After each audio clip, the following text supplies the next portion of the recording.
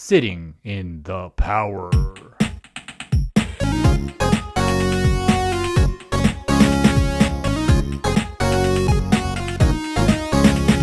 We are two best friends who happen to be psychic mediums. We do readings, we teach, we mentor, and we love to laugh. Yeah, and you know what? We love to cry too, because we're heartstring pulling leather truckers. Oh, warning, this is rated E for explicit, so if you don't like the word fuck, you should probably turn your ass around. Turn it around. Don't look back, run. But if you're sticking around, it's time for another episode of I'm a Medium. Ask me how. Jada Willie. Matthew Tao, are you ready for more March Mediumship Madness? Am I? I mean, this is probably one of my favorite mediums that we're going to introduce. No, so nuh-uh. It's my favorite medium. We can fight in person. That's fine. That's fine. I've been doing 10 push-ups every time I go to the bathroom. So I'm ready to take you. Let's go. Okay, let's go. Let's fight. All right. It's the one, the only Joshua-John. Welcome in. Hi, beautiful people. Thank you for having me. Hello. Hi. Joshua-John, it's so good to have you on this episode. Like, we have been so excited to have you. Like, it's been unreal. Like, me and Dana have been talking for weeks about being like, let's have our people talk to your people. Let's people this together. It's been really great to finally get you on this podcast. It's I've told you guys this before, but like I've listened to every single one of your guys' episodes. It's not only, again, like what I listen to on my way to work, but from work. Sometimes I've even listened to like them twice just because I feel like there's so much information that even, developed mediums, people who are beginning, can glean so much information. So, I mean, from the bottom of my heart, thank you. Thank you for doing this work, but also thank you for having me. It's always amazing to connect to other people who are striving to bring a community together, whether that's, from the other side or on the physical earth, just bringing people together. So thank you. Aw. Well, thank you. Well, tell us more. For those of you out there that don't know Joshua-John, tell us a little bit about you. Like, how did you... I always find it fascinating how we stumbled onto this work. Because, like, nobody wakes up in the morning like, you know what I want to do? I want to talk to the dead people. So how did you stumble into this world? Right, like, I'm gay, so I'm already judged. So I didn't wake up and go, you know what? I also want to be judged for talking to dead people. Like, let's just add it on, since we already have one little box ticked, let's have another. So and you guys mentioned this before, that oftentimes people come into mediumship or come into the path of mediumship through either trauma or through experiencing a loss themselves. And so I went through quite a bit of abuse growing up. I went through 17 years of foster care, 33 different foster homes within that. And the amount of abuse that occurred is an episode in itself. And I think, looking back at, now have done this for 12 years, I believe that, everything does happen for a reason. And whether the reason is for us to understand now or later is up for debate.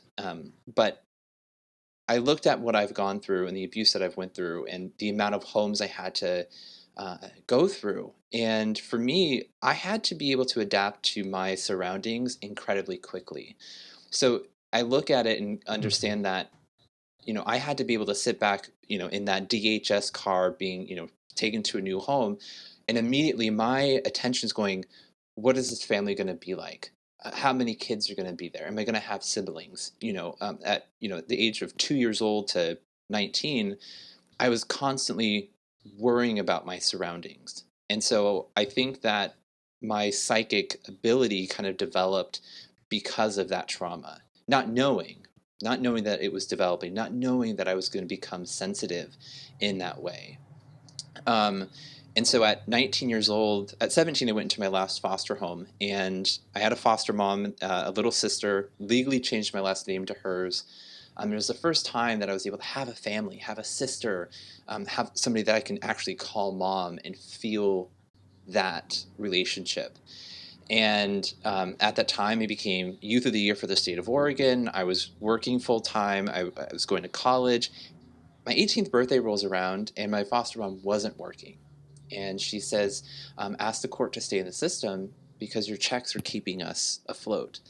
And I did, and the court said yes. So 19 rolls around, and I came home from a typical day of working and going to school, and everything I owned was outside on the curb in black trash bags, and which is like the staple for foster youth, right?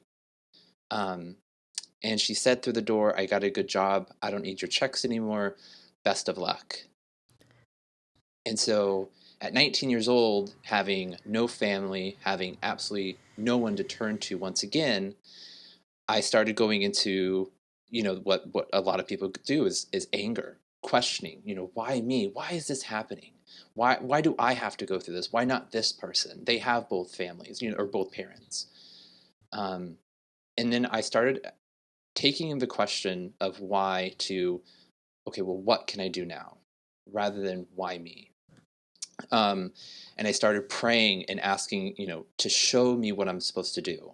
And I had this huge, it's a long, complicated story, but this kind of spiritual awakening where I was sick, in and out of the doctors. Nobody could explain to me what was happening.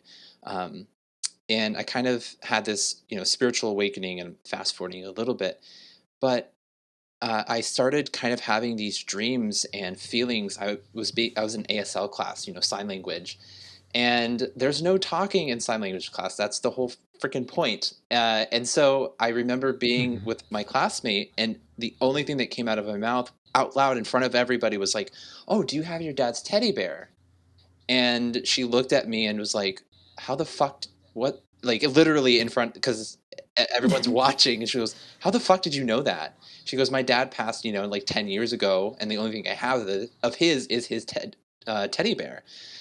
And I was like, no idea. There was no rhyme or reason. There was no message behind it. I would drive through windows, paying my phone bill. There's just random things that would pop out that I had no understanding. And I kind of sat back and was like, okay, this is happening quite a bit. And I started, asking again, like, show me what I'm supposed to be doing with this information. And I saw Teresa Caputo on TV, and I was like, I hit my friend who's watching, the show with me and watching me walk up to random people and, having these experiences. And I was like, holy shit, that's what I'm doing. And she goes, no, what she's doing is real. What you're doing is creepy. There's a difference in what you're doing. and and so I started researching who she was, and uh, I was actually able to be mentored for a short while by Pat Longo, who trained Teresa Caputo. I was then able to reach out to Lisa Williams, and was able to study with her for a year, and then be tested and then certified by her. I got to train with Gordon Smith when he was in Wow. Los Angeles, and it was being able to not only have the encouragement from people you respect, but the approval is something that we all strive for. We all want to hear like "good job," like I approve of what you're doing. But for me, it was a deeper level. I never had anyone, growing up saying, "Hey, you're doing a good job."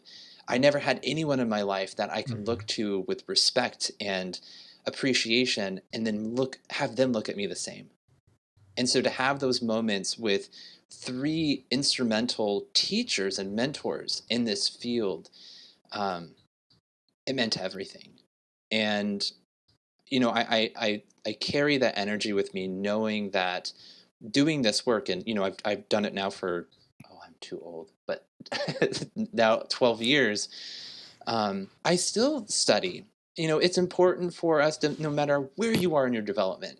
I've come to your guys' circles, and I hope to come back as soon as my dog is done with school. But you're to continue development, to continue to sit with other mediums, to be around people who are striving to understand the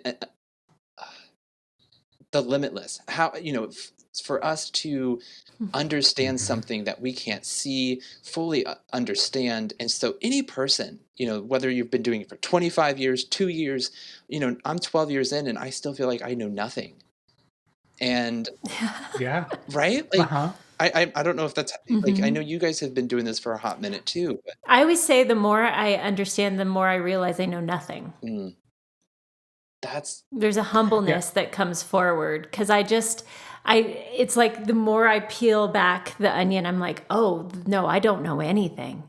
I don't know anything. And I love that you talk about continuing development because there's always this thing. And when people are stepping forward in their development, they're like, where's the destination? Where's the destination? And I don't ever think of this as a destination. And I never consider myself, I always call myself a developing medium because I don't think that this is a destination.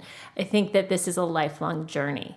And I'm always like, what's the next thing? And I know you said the limitless. So, we always quote Eileen Davies, like, don't limit the limitless, right?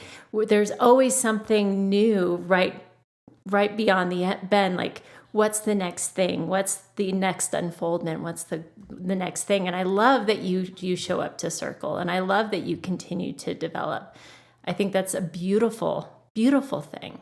I mean, why wouldn't I want to be like beautiful energy? I mean, what you guys bring to the table when it talks about community, talking about people who might be nervous or who have been developing, you guys bring such a comfort energy to anything that you guys do, whether it's on TikTok, whether it's on a podcast, whether it's in your guys' circles. It's so to be a part of that, to be even just a student, because that's what we all are. We're all students. And one of the things that you said is that it's a 100%. journey. And even when we do, we do Mm-hmm. readings, we don't talk about the destination. We don't talk about really where they're at. We talk about their journey. And so that's truly what's more Mm-hmm. important, is about the journey that we get to experience. And so you're right, it's not about the destination. So I'm about to age myself really, really hardcore, but it's like buying an atlas. It's buying an atlas, A but it's what? just a red line through every page, right? An atlas, like the thing that the maps of the I'm U.S. just joshing. But it's legit. But it's legit. Or a GPS, right? It's a GPS with no final point, right? And it might loop back around to the start. Sometimes spirit reminds you, like, hey, like, you need to get back to basics, even if you're 3 years in, because like as we start to develop, our mediumship changes, and as we get other mediums in our lives and start collecting them like little soul family, because I think all mediums get each other on this like unusual level. Our mediumship changes because we all help each other in this really unique way, that there is no destination, because you're always reaching for the next and the next and the next, and spirit is just there to guide you. And so sometimes we can get a little lost, so they're like, go back to start. Okay, no, keep going. Go back to start. It's never ending. So talk about, I'd like to know a little bit more about like your development with other mediums. Like, has other mediums really influenced your mediumship, and like how has that gone for you? Yeah, like I'm heaven. I did it again, but heavily invested in watching mediums demonstrate, watching mediums read, because each person, as we know, is an individual. So how we perceive and receive information and how we relay it is going to be different depending on who we are at our core. So watching another person read is another glimpse into communication with the other side. So how they read, who they are as a person, it needs to be taken away when watching someone read. So I may not like the individual's principles or what they truly believe in or what they teach, but how they read might be absolutely really beautiful. And so I have to be aware that, and like I tell people, I'm not the medium for everyone. And so watching people read, watching people deliver messages, I can go, I'm not the medium for you, but I know who might be. I may not be the one to deliver this message or connect in that way, but I know who might be. And because I always, and like you guys, it's never the recipient's fault for either a loved one not coming through or a specific message not coming through. It's the medium's job and responsibility to be honest about when a connection's not happening. And so when I get to see other mediums work, it's another opportunity to go, oh, look at spirit do this. It's not the medium, it's look at spirit do this work. Because they're working through the medium. They're choosing to work through that medium. So it's beautiful to see, go, wow, spirit did a good job.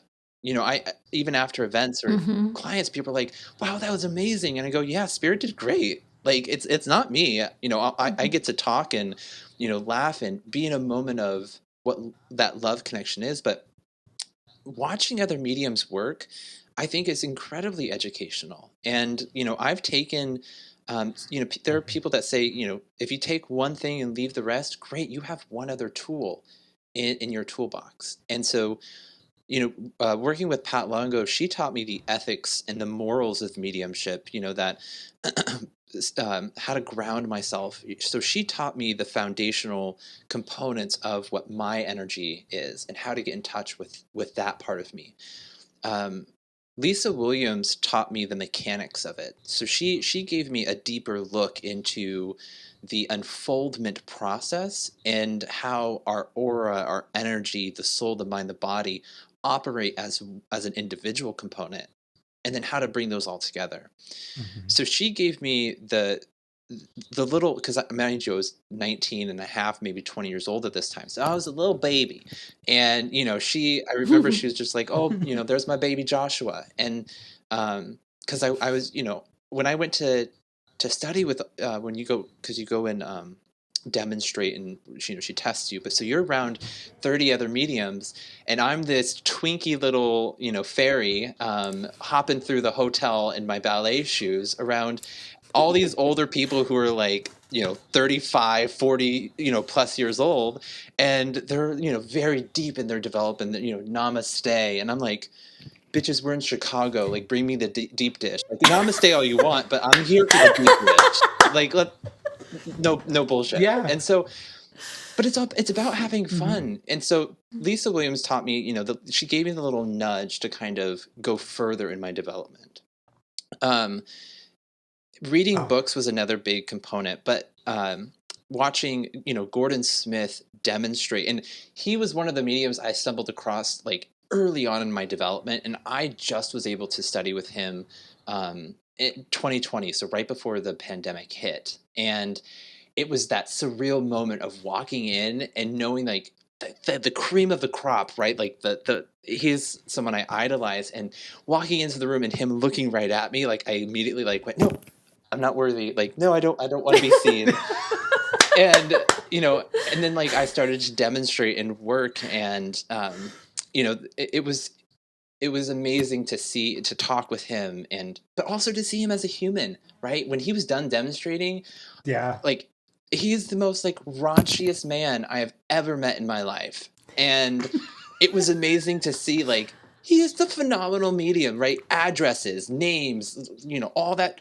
And then to hear him speak, and I'm like, whoa, I thought like filters were not needed, but you might need one. You might like, that's a filter. You might need one. But I love that. I love that. So like I always say, like, because it just shows you that we're real. Right. And so looking at other mediums, I've taken a lot from, and sometimes you can see how a medium works and go, holy shit, I didn't think that was possible. That's possible? I want to try that. And so then you start working, in meditation with spirit, and you're like, okay, go, I'm ready. Like, let's do it. Like, how do I get there? I don't know how, but let's try it, and going to circles. And that's when you get to practice. When you sit in meditations and you see other mediums work, sitting in circle and being around mediums who are open to practicing different things, that's the most prime time to, try out a different method. Yes. So, yeah. So I've taken a little I bit. love that you just said that about circle, because circle has always been like that place to stretch, because we always say in our place, like, our circle is a safe place to get a no. We want you to get a no, because this is where you stretch and you try that new thing, and you're like, I'm gonna push the limits and see where I can go. And maybe I fall on my face and I get nothing but no's this circle, but I'm not doing it with a client. I'm doing it in a safe space, and I'm just gonna see where it goes. And that's where we do it, and it's a safe place to do it. I've seen some of the coolest shit come out of a development circle. Like, we were running, I don't know who did this, I'm not going to say it, but one of our students pulled out a phone number. A full phone number. Holy shit. It was her phone number on the other side. She legit just pulled out her phone number. But you can get some crazy stuff in a circle. You really can. But what's really great too, so at the beginning of our circle adventure, I have Gordon Smith's book, An Intuitive Study, A Complete Guide to Mediumship. And then I was watching Tyler Henry's show, and they were all doing like the dark deprivation. And so I was like, okay, I'm going to test this out for myself, and it really helped me. So I learned a little bit from other mediums. Then I said in the circle, I was like, okay, students, I want you all to do this. The looks on their faces. He's like, everybody go in your dark closet for 30 minutes, no sound, no nothing, and everybody's like, oh. You would ask. I was like, hey, everybody, start with 5 minutes. But you know what? It was like I asked them to go to the Piggly Wiggly and try to rob it. Like they were all really, really offended, but some of them did it.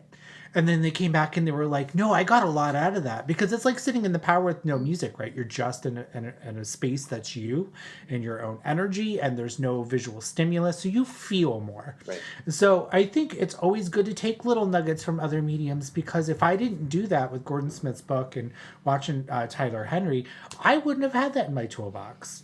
And I wouldn't have tried to spread it amongst my students.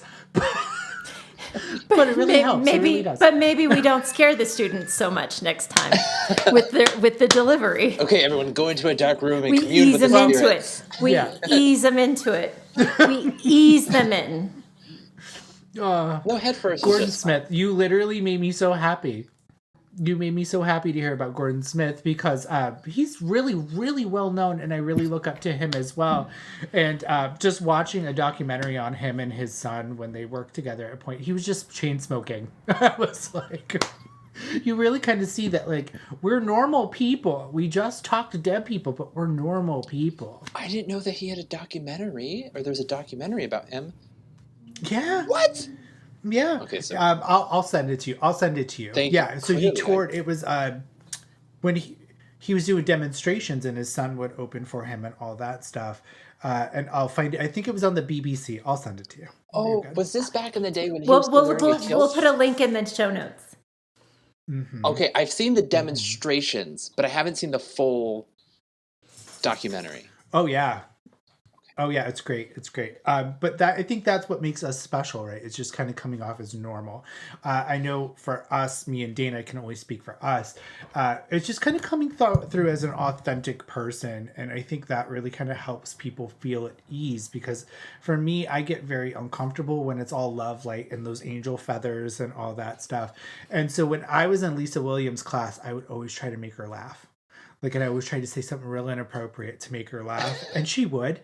But like, that is what I really love about a medium, is just like, just be real, and you're more accessible and tangible, and it makes it for your students to also kind of humanize you on a level that their guard comes down, and they're easier to be receptive to the information, because we're not trying to be above them. Right. We're trying to just meet you where you're at, right? And so what's easier to do that? Being human.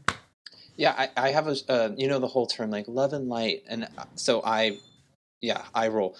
So I have a shirt that says "Love and Lighten the fuck up." Is the shirt that I made because like I'm like, it says "Love and lighten the fuck up," and I'm like, I need that, because there are so many people who are afraid of mediumship in the sense of like claiming that, right? Saying like, "Oh no, I talk to dead people," and that I will say, like, I'm human. I don't always tell that to people. I don't always kind of lead with that, but until recently, I have been, and only because I feel as though that if people can be as proud to wear, their faith, their religion, who they are, we should have equal freedom and comfortability of our belief. And so, like, I'm a caseworker, so I actually now work with kids who are in foster care, and a lot of my people at work know that I do mediumship. They know that I'm a medium. And there was a point where people were talking about their faith and their religion and politics, which is like a big no-no at work. And so somebody turned to me, because I'm silent. I know when to hold my tongue, because I know that not everyone's going to love what I have to say. And so I told them my beliefs, and that just But I'm at the point now, like I'm 31 years old, and I'm like, fuck it. Like, someone's gonna judge me for the color of my socks. If they're gonna judge me for what I believe in, then they don't need to be around me. Those aren't the people that need to surround me. Like, period. Yeah. Exclamation point. Well, going full circle back, to your friend with saying like, well, what Teresa Caputo is doing is real. What you're doing is creepy. I think that we all kind of go through that point in our life where, we all kind of did that. And then somebody looked at us and like, ooh, what you're doing is weird, or what you're doing is creepy. And I think we all navigate that to a certain degree of like going out in society. And I mean, I'm open. I'm an open book. Everybody in my personal life knows what I do, but I can't waste time with like the people that I'm going to meet once to tell them what I do, because it's just like, it's so exhausting. Like, oh God, I don't want to tell you what I do. It's so exhausting. So I'm like, I work from home, so they all think that I'm in porn, which is fine. Hey, OnlyFans, it pays a lot. I probably make more. I think that I should start, because I think I could make a good side hustle. But that's neither here nor there. I mean, you can do tarots with titties. Like, it's like, I think it's a great. Oh yeah. I mean, I'm 46. They're not as good as they used to be, but there's a clientele for everyone. Everybody. I'm not going to yuck anybody's yum. Exactly. I started to have fun going to Apple and just freaking them out, because they always ask me what I do, and I think I said spiritual advisor one time, and then I just said I was a freelancer. Yeah, well, they get creeped out. They get creeped out at Apple. And then he goes, and then they go, what's your email? And he's like, MatthewTellMedium@gmail.com. Damn it. They're like, let me link your purchase to your business account. I'm like, shit. Why does he list his pants But I was like, size? I'm an artist. I just use. Like, why is that part of his email address? But some people get creeped out. So I just stopped. If you don't need to know, you don't need to know. That's just kind of how I am now, because I've just had so many bad responses. I seek pleasure in making people uncomfortable. Like, I'm at that point in my life that I'm like if you're so staunch in your beliefs or listen, I'm going to make you uncomfortable. Then if that's how you want to act. Like, I have no problem with like people who have aggression, and that's probably because of my upbringing. Like, I don't shy away from those interactions. Like, I'll address it. Like, if there's a problem, let's talk about it. And like, when I get angry, this is my tone, so it really confuses people. Even my husband, he's like, "Are you okay? Like, are you mad? Like, I can't tell what's happening." And I'm like, "Good. I want to keep you guessing." But it's, but my thought is like, the thrill. Yeah, right. So like, I look at it and I want people to understand that it's okay to have your beliefs. It's okay to, project that into the world. And I have found that there are people who do believe in what we do that I would have never suspected, that I would have never thought that they would even, and they do ghost hunting. And I'm like, girl, you make 6 figures where we work. I would have never thought, like, what? And so it also, it offers an opportunity for people to go, ooh, those are my people. And so I found that, being authentic and open about it, for me personally, has allowed me to connect to a lot of people, just even in my local area. That's dope. I've always said that being a medium and stepping into my mediumistic self has made me the most authentic me that I've ever been. Because I hid my real self away forever. So actually stepping forward and being a medium and stepping forward into my development has made me my most authentic self. And I really don't give a fuck. I am who I am. And if you don't like me, that's okay. Yeah. You don't have to be around me. You have enough That's people okay. who do love you. I read something that said... And it's finding the soul family. Right. There's a Dr. Spinoza. There's a book called Becoming Supernatural or Superhuman. And one of the things that he said that I loved was, I stopped writing for people who don't believe in what I do, and I started doing the work for the people who do believe in what I do. And that changed the way Mm. I worked, and it also changed the way how I censored myself. Because I would rather do this work for people who do believe than to do this work for people that don't believe. Because my job isn't to make someone believe. Our Mhm. job isn't to make people believers. Our job is to relay the information that's coming through. Like I say, we can care, but we can't carry. So we can't carry that person's discomfort. We can't carry that person's pain. We can care for them, but at a point, we have to just go, this is me. And if you don't like it, there's the door. Mm-hmm. I love skeptics. I love skeptics because it's not my job to convince you. Right. So just stick around and keep an open mind, but you can be skeptical. I think having a skeptical perception on Medium is healthy because it's really kind of listening to your intuition and your own gut. And I think a lot of the times my own gut has steered me in the right direction with the people that resonated with me and the people that didn't. And I think it's our inner compass. So, like, being even as a medium, I still watch some mediums and I'm like, I'm still skeptical. But I think there's a fingerprint of spirit that's unrecognizable, especially with platform mediumship and platform demonstration, that it moves everybody that watches. It's not just, the person receiving the reading, but it's everybody, which is it's a beautiful thing to do. So like I love platform mediumship. So that's where I kind of invite the skeptics to come. It's like, come watch a really beautiful medium demonstrate. Like just come watch it. And then if you got questions afterwards, well, let's hold space for those questions. But I can't convince anybody. It's not my job to be like, they're really real, you know?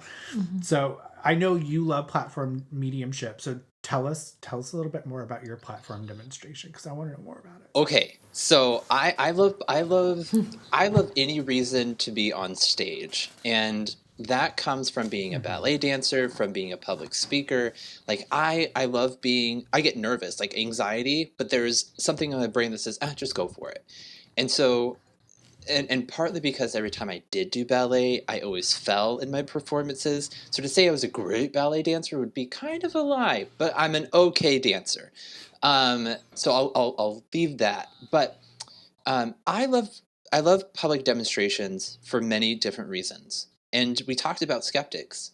Public demonstrations are a great way for skeptics to see the amount of information that can come through and what can happen. So, as we know, the ticket prices are much cheaper. So, people who are skeptical, who have never seen a medium, it's a prime opportunity for them to experience what spirit's able to do. And I love public demonstrations. And one of the things that I did before COVID happened was I reached out to two other local mediums here in the Portland area, and I said, "Hey, how do you guys feel about coming together and once every other month we do an event and all the proceeds go towards a nonprofit in the local area?" They were for it. So cool. And so we did it for about 3 years, and I think we raised over $28,000 for a local nonprofit that works specifically with families and children who have lost relatives, or who are going through a loss. So whether that's counseling, therapy, housing, and so to me, I feel as though that's something that's in my heart to do. Whenever I have an opportunity to do a demonstration for a charity, for a nonprofit, to benefit someone in need, I will take that opportunity because I feel that is more of service than doing a one.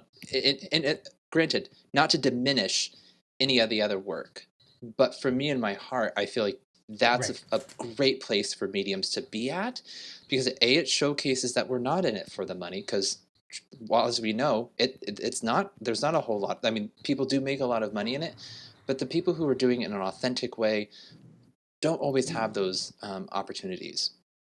But um, so being able to work in a platform and show people that it's not about the money, what is possible, right? Because mediumship isn't to replace grief, it's not to replace therapy, it's not to replace the grieving process. It's an addition to, to your grief, saying, as you go through this process, know that you're not alone. As you've gone through the process, they've seen you in this step, this step, this step in your life. And so doing a public demonstration serves so many different opportunities for people and for the medium. It's a great opportunity to go, okay, I know I'm going into this. I'm not being paid for it. This is to give back, to give to people, and we get to try to heal or help heal people. How fucking phenomenal is that? Like, that's like the best fucking scenario, you know? And so I've done groups as large as 800 people. So for a while in the Portland area, we were selling out. We were doing once every 3 months, and like we would have 60 to 80 people every time. And it was something that I hope we can get back to, but now, they're off doing their own thing, which is totally fine. Like, but I want to get back there. I want to get back to doing those events. And during COVID, it was hard because we weren't able to demonstrate. We all got comfy in our sweatpants, and then we tried to put on the clothes that we demonstrated in, and we knew that, well, I'm no longer a medium, I'm a large.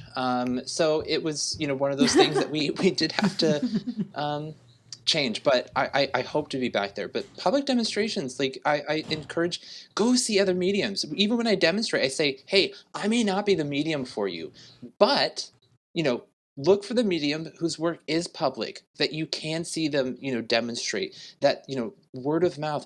Go to other psychics, go to other mediums, because I may only be able to deliver a portion of that, of what needs to come through. Another psychic or medium may have a different take or different lens that they're able to look through.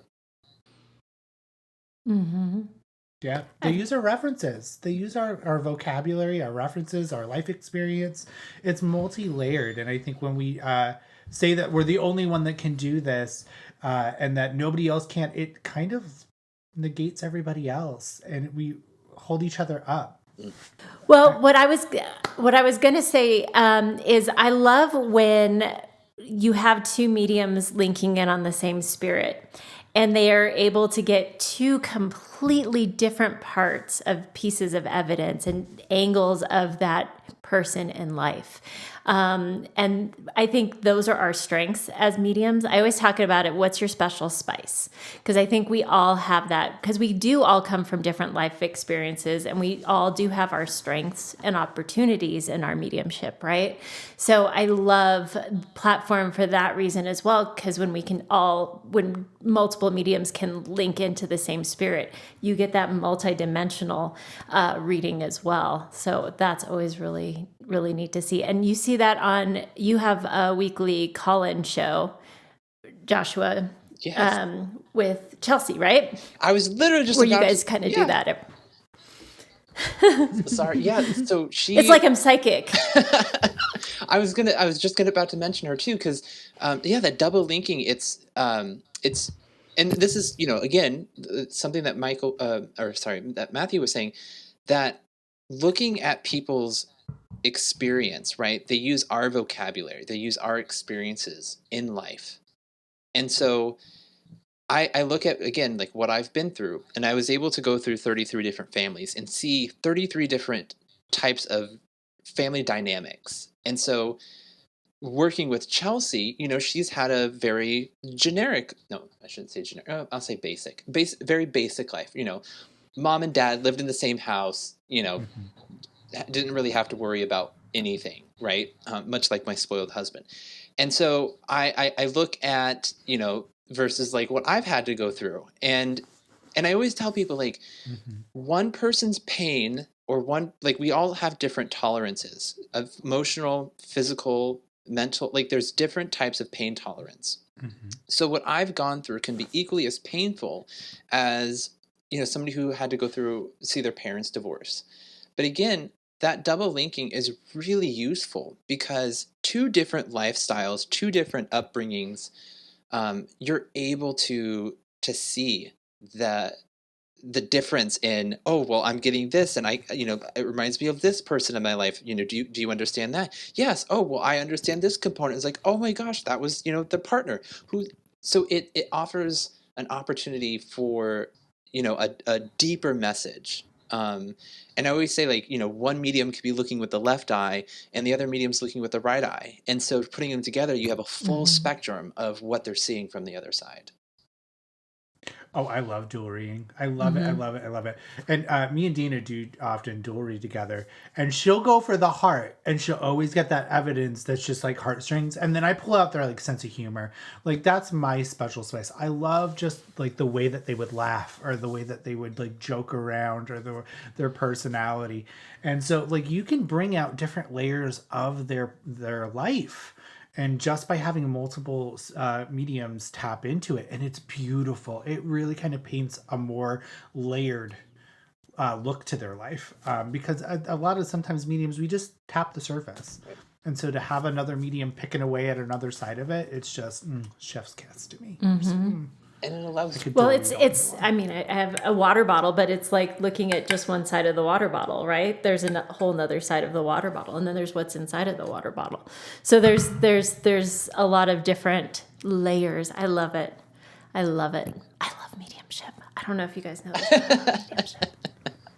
But that's why we can no. But I think that's why developing and continuing to develop is so important, because with that, am I ever going to be able to necessarily see the side that JJ is or that Matthew is? Not necessarily, because I haven't had either one of your life experiences, but I can deepen. I can deepen my.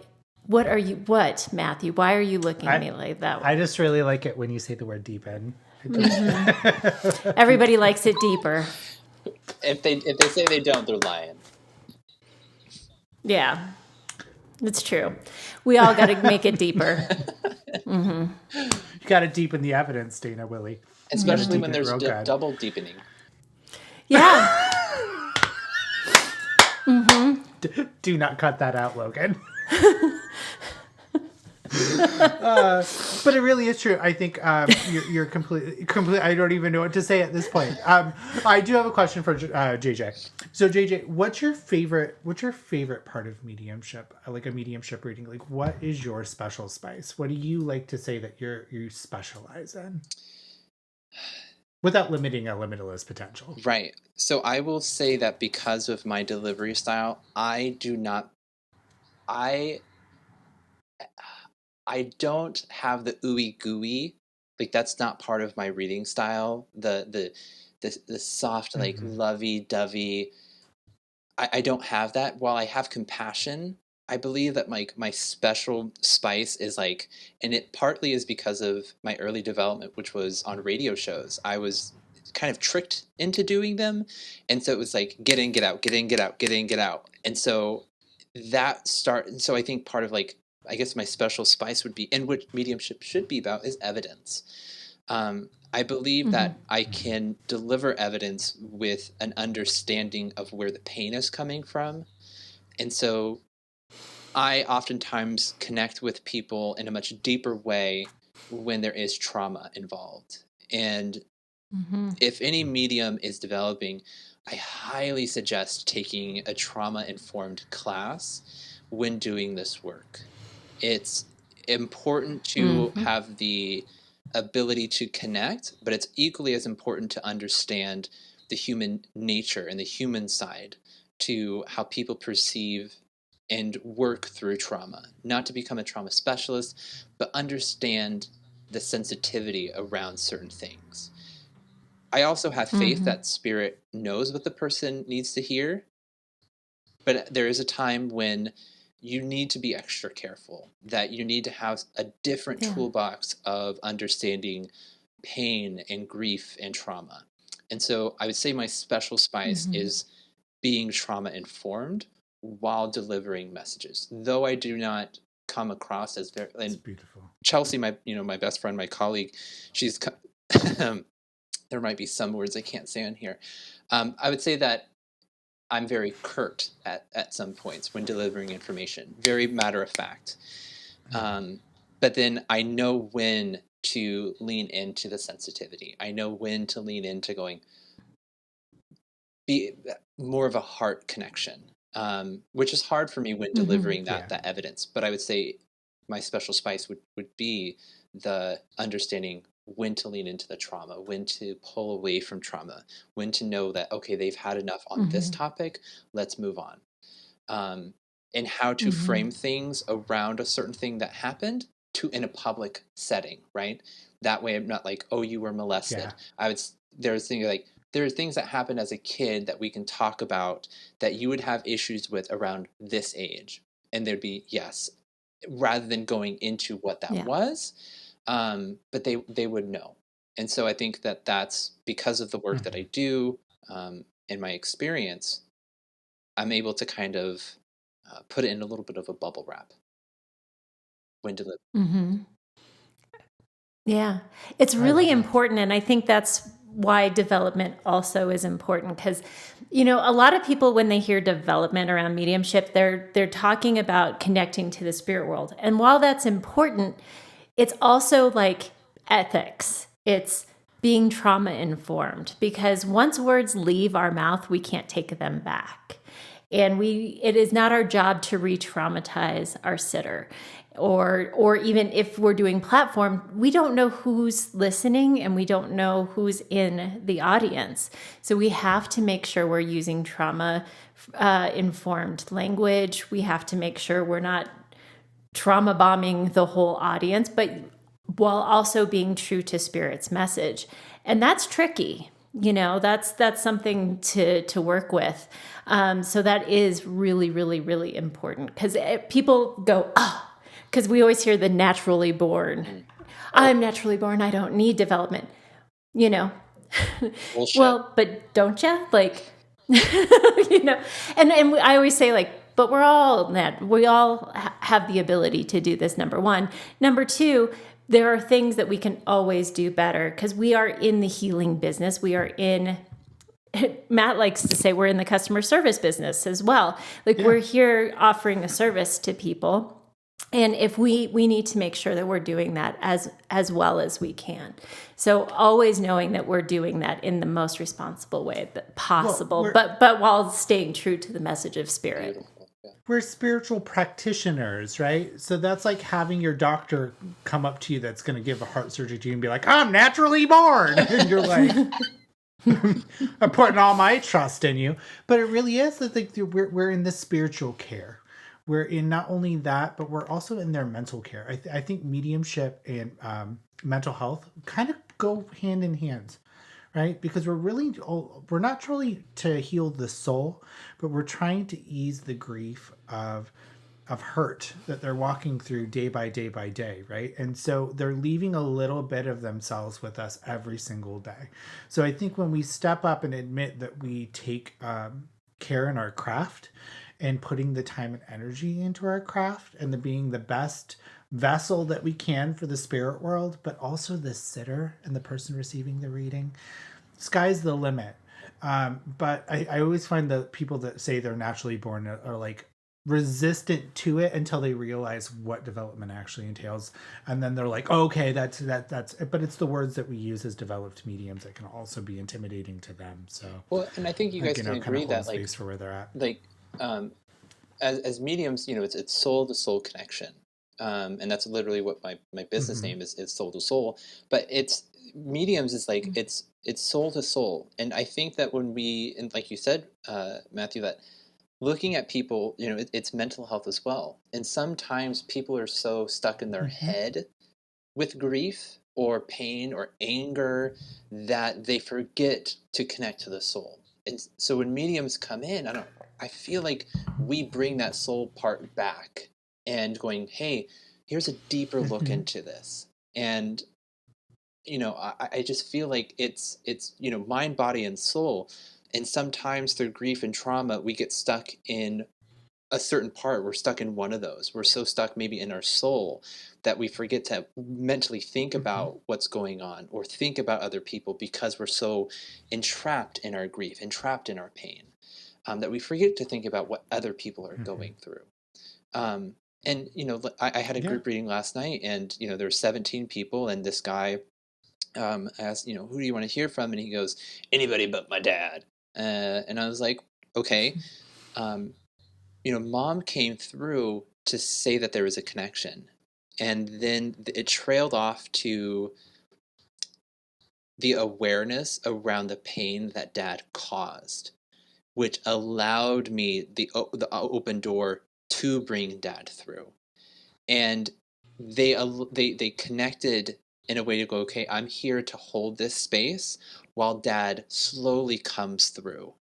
And then the man was able to be receptive, and I paused before leaning in too far, and I said, am I able to continue down this? And he said, yeah, okay. And so with permission, going, okay, I can feel the energy changing. Is it okay? Yeah, it's okay. And then we were able to go forward. Um, but it allowed him to go from that soul connection, thinking about it, back to the soul and going, okay, I'm ready to receive what Dad's willing to say. And so I'm sure you guys understand, like, it's like, you're right. So it is a part of a mental component too. Yeah. Yeah, and I love that you said about the dad, because I think a lot of listeners that are not mediums, it's usually the person that we don't want to hear from that we need to hear from the most, and we hold space for the trauma and the life events of others, but we also need to realize that they are continuously also growing on the other side without judgment, and they have accountability.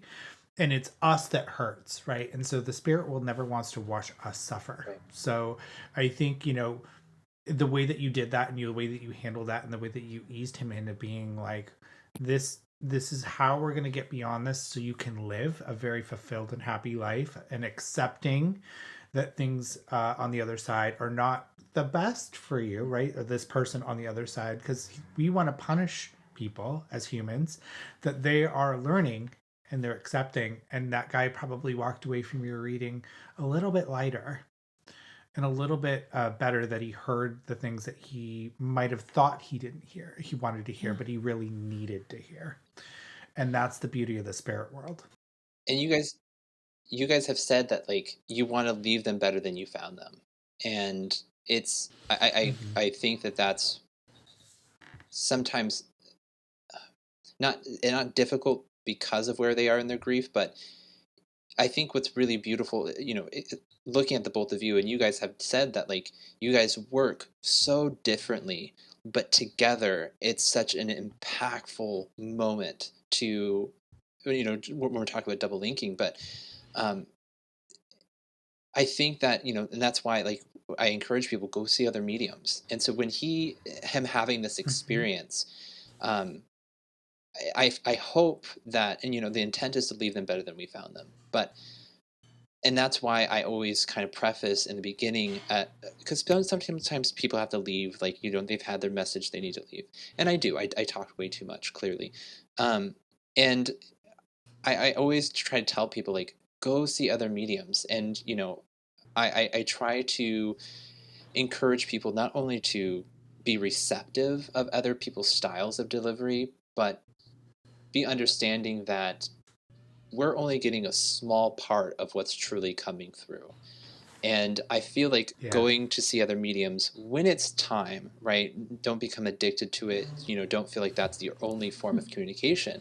Because I always say, you don't need a medium to connect. The same energy that flows through the best of the mediums, the same energy that flows through us, flows through you. And, I lead with that every group, because I think it's important, when you have their attention, that they have the tools leaving to go, okay, I know that that's possible. Now, how do I do it? And so then it allows them to go down their own spiritual, journey when connecting to their loved ones, which you guys beautifully do, and assist people through your groups and your circles, which is just, I mean, your guys' TikTok community alone, like, you guys are touching thousands of people, and that is needed right now, because of the thousands of people who are watching what not to do, and they don't know it. And so it's beautiful to see you guys team up, and I'm so happy that Spirit found you guys, were able to find each other through TikTok, right? Yeah, we found each other through TikTok, but he literally grew up 7 miles away from where I live. Shut up. So Spirit was like, Crazy. yeah, literally, like, I drive by his grandma's house like all the time. It's adorable. I take pictures of his grandma's house. I'm like, your grandma says hi. But it's nice to know that something happens to my grandma, she's there in a second. Right. So, but really, it's fate, right? And so spirit works in a very mysterious way of aligning people. And I always say that, and my grandma gave me this advice, that mediums will get you on a soul level that other people will not. So if somebody resonates for you and you're a developing medium, learn, soak up, but also just know that, like, we've been through it and you're going to get through it, and let's get through it together and ask questions and feel normal. I mean, I love our development circle and I think it's a really great place, but if somebody walks away that's a spiritual communicator or developing medium and they walk away feeling normal that night, I did my job, because it can be lonely. It can be really lonely. It can be really, really, really lonely. Well, I think we were all, again, going full circle, I think we were all that kid or that person that said, what you're doing is creepy. What you're doing is weird.